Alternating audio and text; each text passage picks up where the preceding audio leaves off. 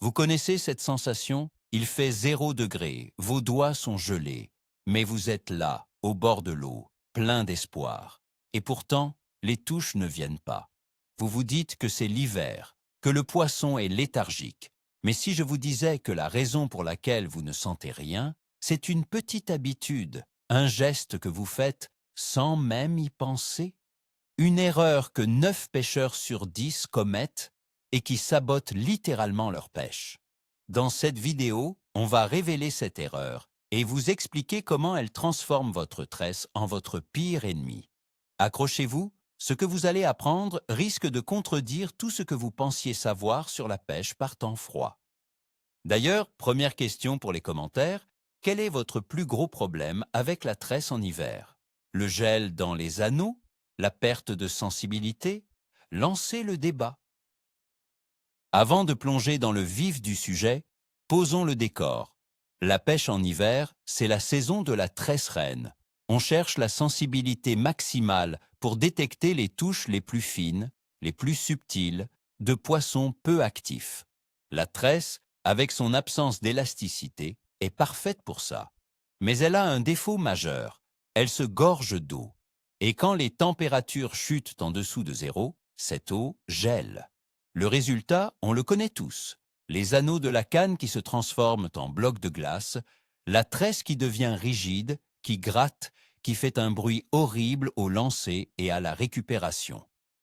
Face à ce problème universel, chaque pêcheur a développé ses petites astuces, ses petits rituels, des sprays magiques, des produits miracles, et un geste, un réflexe presque instinctif que des générations de pêcheurs se transmettent. Un geste qui semble logique, efficace, mais qui est en réalité un véritable poison pour votre pêche. Imaginez la scène. C'est le matin. Le soleil se lève à peine, une fine pellicule de glace recouvre les flaques d'eau. Vous êtes au poste, prêt à en découdre. Premier lancer. Tout va bien. Deuxième lancer. Ça commence à gratter un peu. Au bout du troisième, c'est le drame. Votre anneau de tête est complètement pris par la glace. La tresse ne passe presque plus. Le premier réflexe, celui que tout le monde a, c'est de vouloir enlever cette glace rapidement pour continuer à pêcher. C'est normal, on est là pour pêcher, pas pour bricoler. On a tous connu ce moment de frustration intense où le matériel semble se liguer contre nous. On voit le spot parfait, on sait que les poissons sont là, mais on est bloqué par un misérable petit bout de glace. C'est dans cette précipitation, dans cette envie de retourner à l'action le plus vite possible, que l'on commet l'erreur fatale. Et quelle est cette erreur? C'est le geste le plus simple, le plus évident en apparence. C'est de plonger le bout de sa canne dans l'eau pour faire fondre la glace. Avouez-le, vous l'avez fait des dizaines, des centaines de fois. C'est magique, non? Un petit plongeon de 2 secondes. On secoue un peu, et hop, l'anneau est propre. On peut relancer immédiatement. C'est la solution de facilité par excellence. Pas besoin d'enlever ses gants, pas besoin de s'arrêter longtemps. Ça semble tellement logique. L'eau du lac, même si elle est froide, est plus chaude que l'air ambiant et que la glace. Elle agit comme un solvant instantané. On a l'impression d'avoir trouvé l'astuce ultime, le petit hack du pêcheur hivernal. On se sent malin, on a résolu le problème en un clin d'œil. Mais en réalité, en faisant ça, vous venez d'enclencher une réaction en chaîne qui va ruiner votre sensibilité et vous coûter toutes vos touches. Maintenant, passons à ce qui se passe réellement. Quand vous plongez votre sion dans l'eau, vous ne faites pas que faire fondre la glace. Vous faites quelque chose de bien pire. Vous chargez votre tresse d'une nouvelle dose d'eau glacée. Même si vous secouez la canne, les fibres de votre tresse, sur les premiers mètres, sont maintenant complètement saturées d'eau.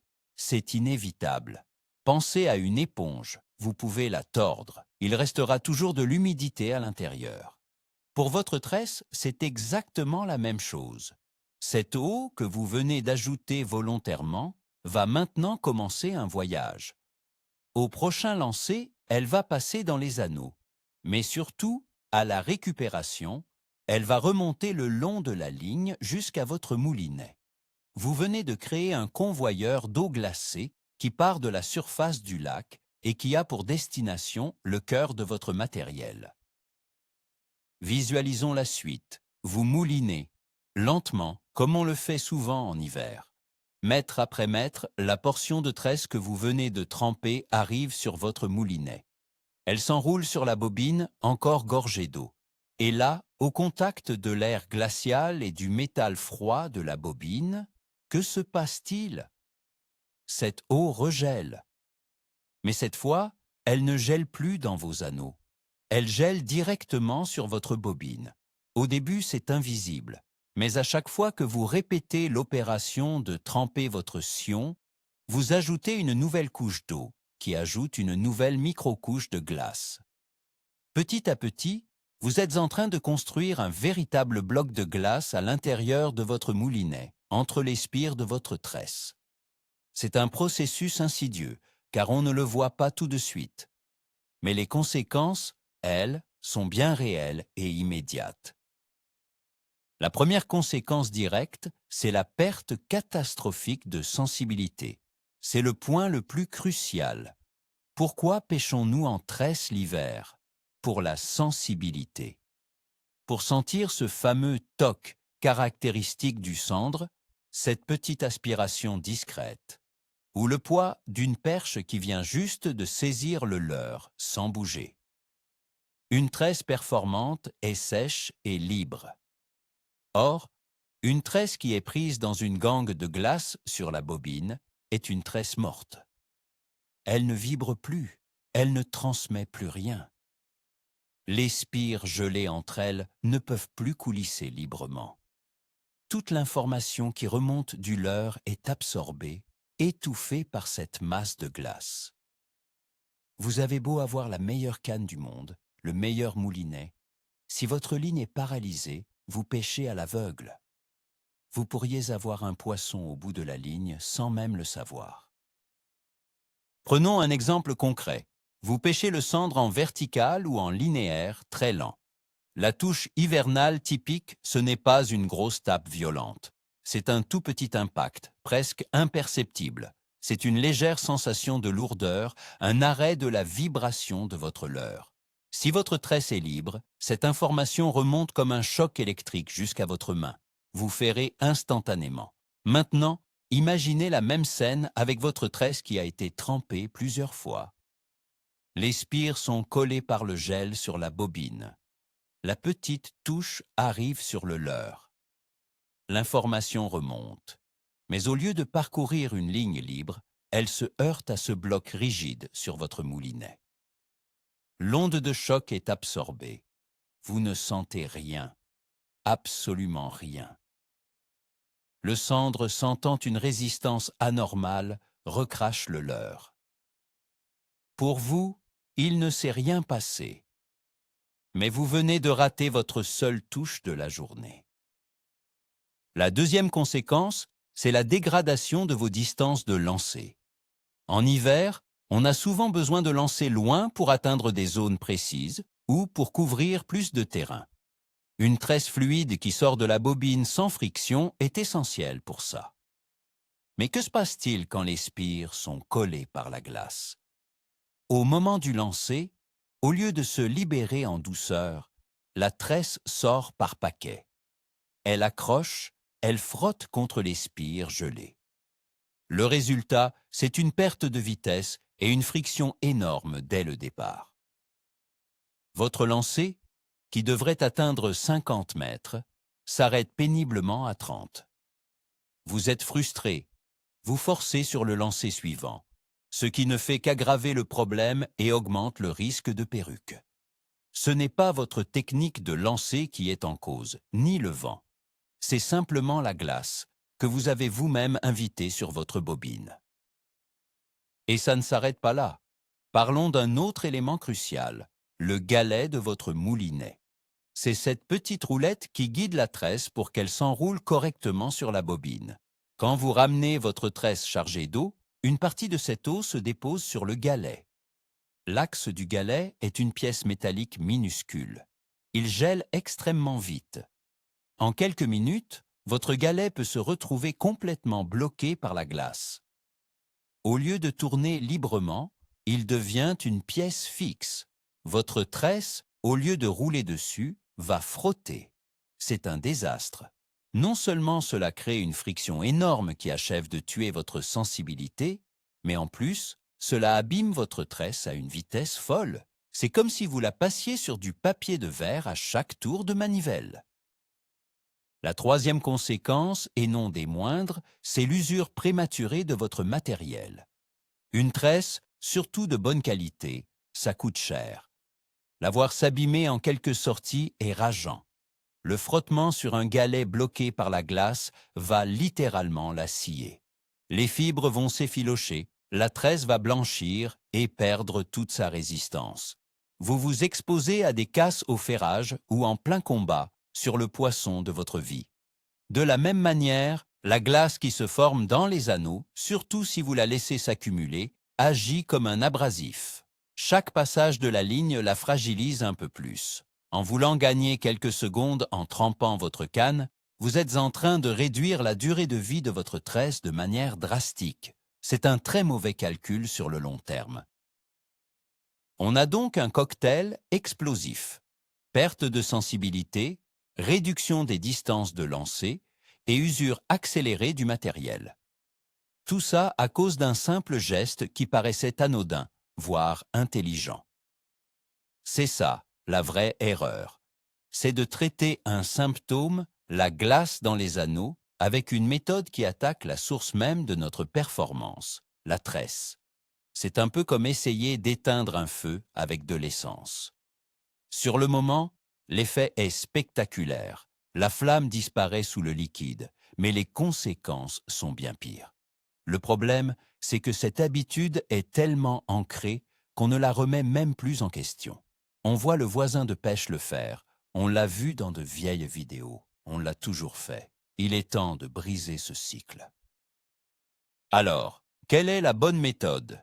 Puisqu'il ne faut plus tremper sa canne, comment se débarrasser de cette glace maudite?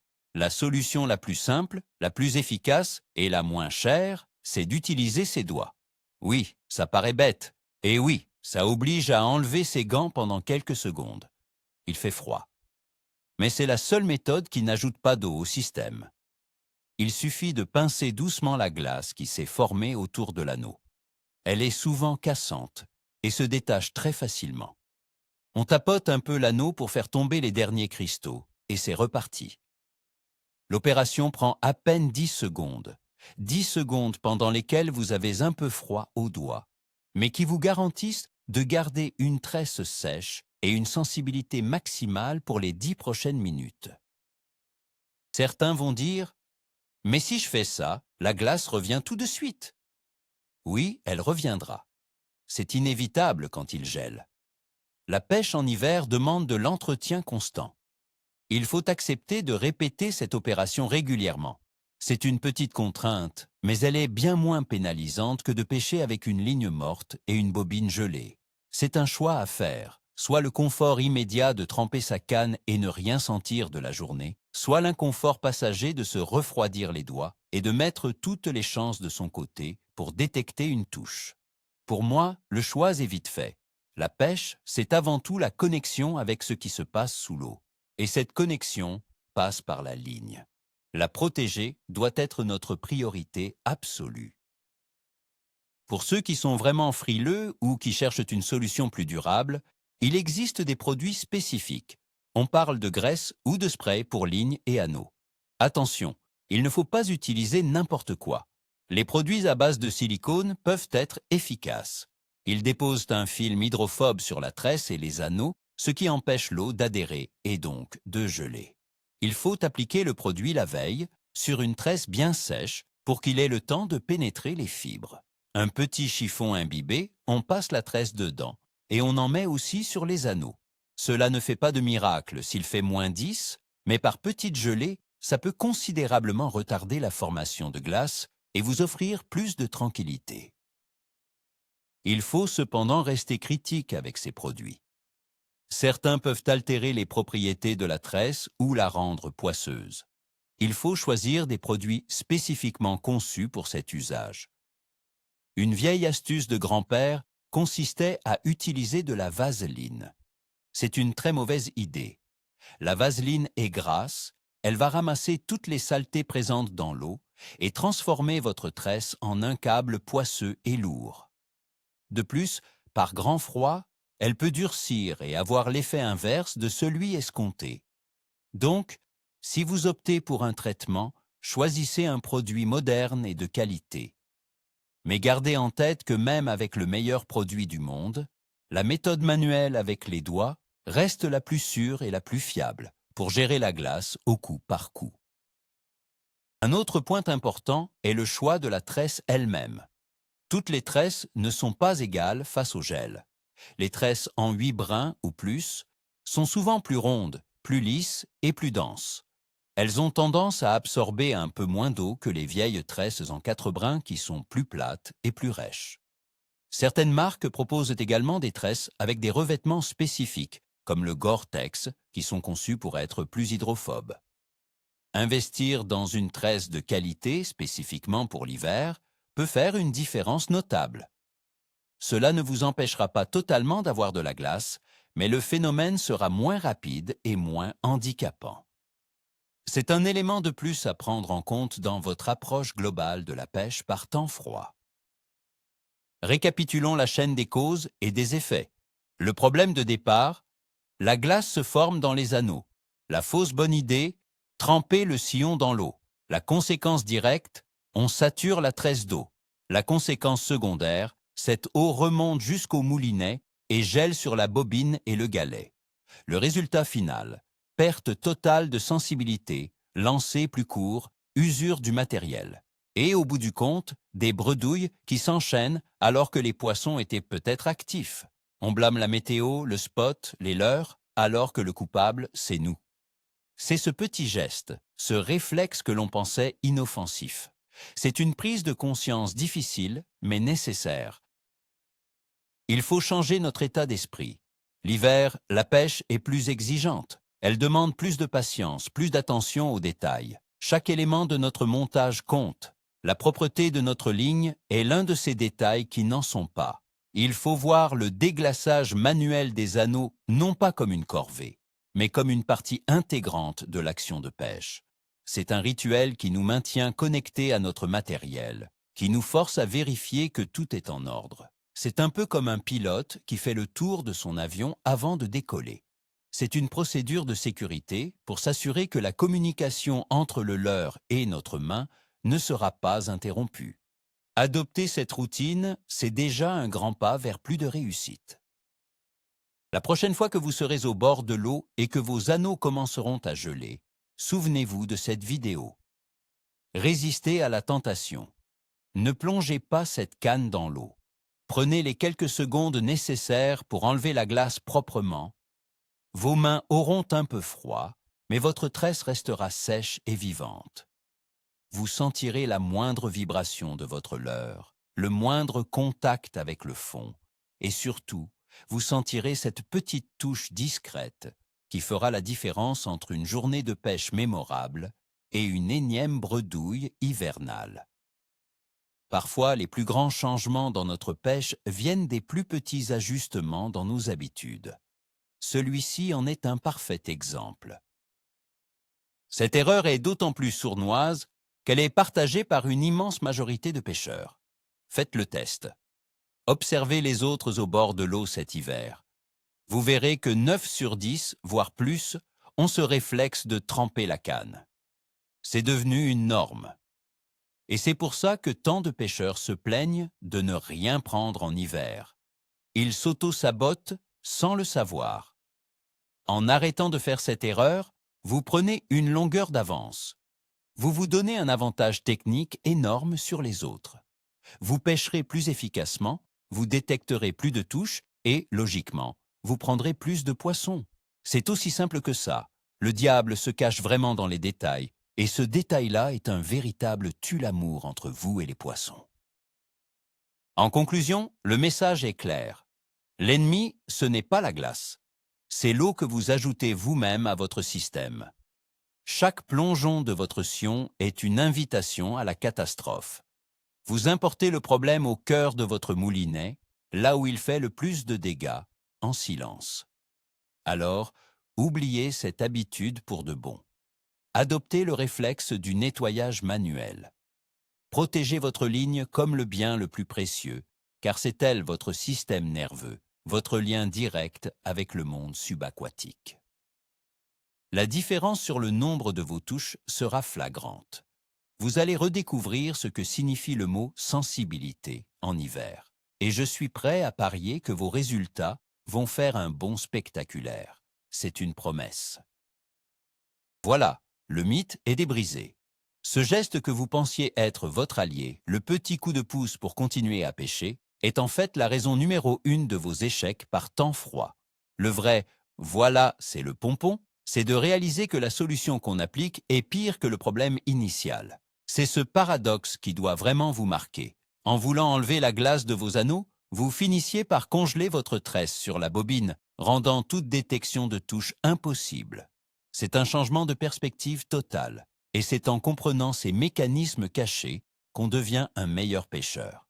J'espère sincèrement que ce conseil va transformer vos futures sorties hivernales. Merci d'avoir regardé cette vidéo jusqu'au bout. Si elle vous a appris quelque chose, si elle vous a ouvert les yeux, montrez-le avec un gros pouce bleu, ça aide énormément la chaîne. Abonnez-vous pour ne pas manquer les prochains conseils qui dérangent. Et maintenant, la question qui tue pour les commentaires, et je veux de l'honnêteté. Avouez-le, qui parmi vous trempait sa canne dans l'eau avant de voir cette vidéo? Levez la main, on ne vous jugera pas.